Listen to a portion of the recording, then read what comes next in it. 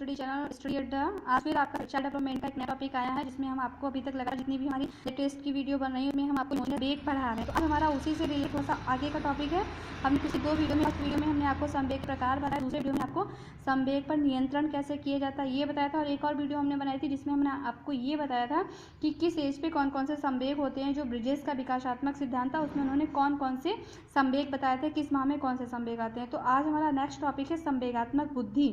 मतलब हमको बुद्धि तो सबने पढ़ा होगा कि बुद्धि क्या होती है, चिंतन की योग्यता होती है, समायोजन की योग्यता होती है, अर्जन की योग्यता होती है। लेकिन आज जो हमारा टॉपिक है तो वो टॉपिक है हमारा संवेगात्मक बुद्धि क्या होती है ना। तो आज हम इसी पे अच्छे से टॉपिक करेंगे। चलिए देखते हैं हमारे टॉपिक में आज क्या है, संवेगात्मक बुद्धि में क्या क्या है। फर्स्ट है हमारा टॉपिक है संवेगात्मक बुद्धि। आपको हम चैप्टर वाइज ही पढ़ा रहे हैं, अलग से बार बार में स्टेप बाय स्टेप पढ़ा रहे हैं ताकि आपको सारे टॉपिक अच्छे से समझ में आ जाए, ठीक है। तो आज का हमारा जो टॉपिक है संवेगात्मक बुद्धि। संवेगात्मक बुद्धि क्या होती है? संवेगों को पहचानने, जानने, समझने एवं उन पर नियंत्रण करने वाली बुद्धि। मतलब हम बुद्धि का मतलब होता है इंटेलिजेंस। इंटेलिजेंस का मतलब ये हो गया कि किसी भी चीज़ को सोचने समझने के व्यवहार में लाने की जो योग्यता होती है वो हमारी बुद्धि होती है। लेकिन हमारे बॉडी में, हमारे माइंड में कुछ इमोशन या संवेगों का भी उत्पन्न होते हैं, संवेग भी उत्पन्न होते हैं, उनकी भी एक भावना होती है। तो उनको कैसे समझा जाए, उनको कैसे मॉडिफाई किया जाए, उनका कैसे यूज किया जाए, तो इससे रिलेटेड जो बुद्धि होती है वो संवेगात्मक बुद्धि होती है। फिर से हम एक बार पढ़ते हैं, संवेगों को पहचाने मतलब कौन से संवेग है, ये हर्ष का है, या उल्लास का है, या काम का है, या क्रोध का है, या पाप का है, या घृणा का है, कौन सा है ये पहचाना जाएगा। फिर जानना मतलब वही हो गया, जानेंगे किस टाइप का है इमोशन। फिर उसको समझने, किस तरीके से समझ सकते हैं किसको। फिर उन पर नियंत्रण करने वाली बुद्धि, इंपॉर्टेंट ये है उन पर नियंत्रण करने वाली बुद्धि। संवेगों पर नियंत्रण बहुत ज़रूरी होता है क्योंकि संवेग पॉजिटिव और निगेटिव दोनों ही होते हैं। तो अगर हम उस पर नियंत्रण नहीं कर पाएंगे तो फिर वो हमारे निगेटिव हो जाएंगे, जिसका हमें नुकसान होता है।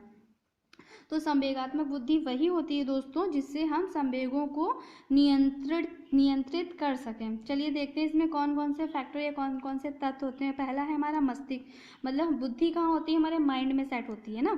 तो मस्तिष्क हो गया, मस्तिष्क के अंदर ही मन होता है। अब आप लोग सोचेंगे मैम मन और मस्तिष्क तो एक ही होता है, ऐसा नहीं है।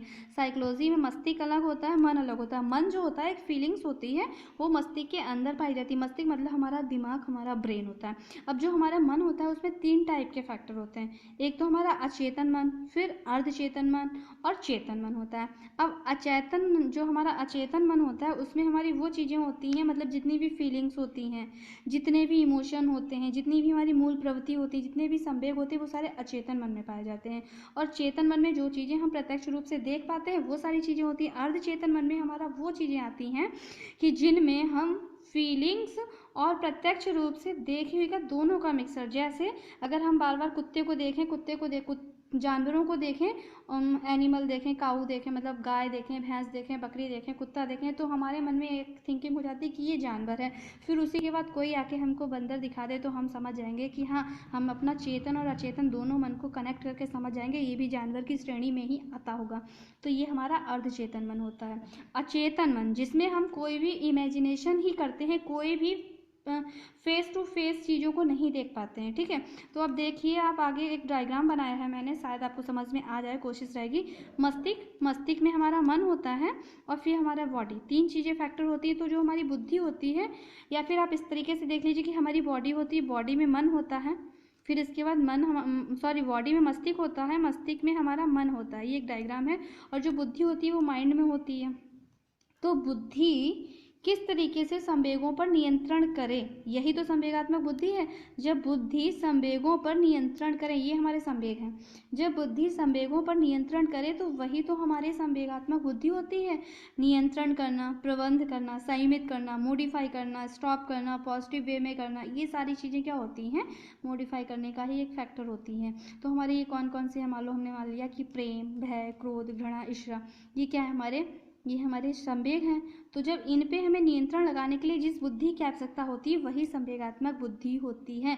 अब आगे हम देखेंगे संवेगात्मक बुद्धि का बहुत इंपॉर्टेंट है दोस्तों, बहुत बहुत बहुत इंपॉर्टेंट है।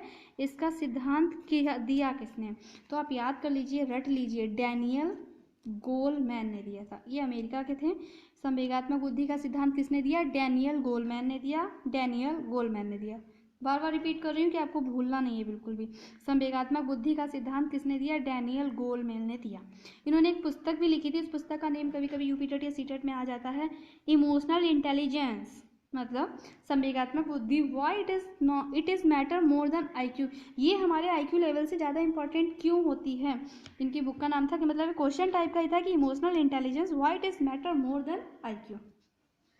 नेक्स्ट है हमारा सफलता का आधार क्या होता है। अब ये भी है, सफलता का आधार क्या होता है? सफलता का आधार हमें सफल तभी होंगे जब हमारी 20% हमारी इंटेलिजेंस होती है और 80% संवेग होते हैं। संवेग में ही हमारी अभिप्रेरणा होती है, संवेग में ही अधिगम की इच्छा होती है, संवेग में इच्छा शक्ति होती है, संवेग में ही तत्परता की फीलिंग्स होती है। सारी चीज़ें हमारे संवेग में ही आती हैं। तो 80% हमारा संवेग होगा, 20% बुद्धि होगी, 100% तभी होगा। सफलता का आधार संवेग प्लस बुद्धि दोनों ही होते हैं।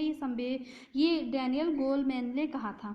सर्वप्रथम विस्तृत व्याख्या करके संवेगात्मक बुद्धि को प्रसिद्ध बनाया था डैनियल गोलमैन ने। सबसे पहले संवेगात्मक बुद्धि की जो व्याख्या की थी वो किसने की थी? डैनियल गोलमैन ने की थी।